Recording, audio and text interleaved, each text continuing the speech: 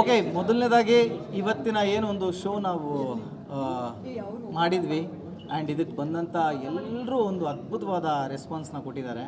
And ಈ ಎಲ್ಲ ರೆಸ್ಪಾನ್ಸಲ್ಲಿ ನಮಗೆ ಕಾಣಿಸಿದ್ದೇನು ಅಂದರೆ ಒಂದು ಜೆನ್ಯೂನ್ ಎಕ್ಸ್ಪ್ರೆಷನ್ಸ್. ಓಕೆ, ಹೇಗೆ ಒಂದು ಸಿನಿಮಾ ಒಬ್ಬರನ್ನ ತಟ್ಟಬೇಕು, ಹೇಗೆ ಒಂದು ಇಡೀ ಕ್ರಾಫ್ಟ್ ಒಬ್ಬರನ್ನ ತಟ್ಟಬೇಕು, ಅದಷ್ಟು ನಾವು ಇಡೀ ತಂಡ ಮಾಡಿದ್ದೀವಿ ಅನ್ನೋ ಕಾನ್ಫಿಡೆನ್ಸ್ ಇದೆ.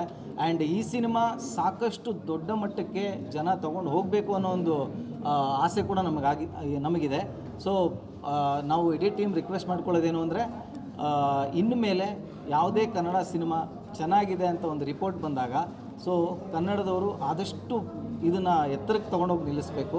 ಮತ್ತು ಮಾಧ್ಯಮದವ್ರ ಸಪೋರ್ಟು ನಮ್ಗೆ ಯಾವಾಗಲೂ ಇದೆ.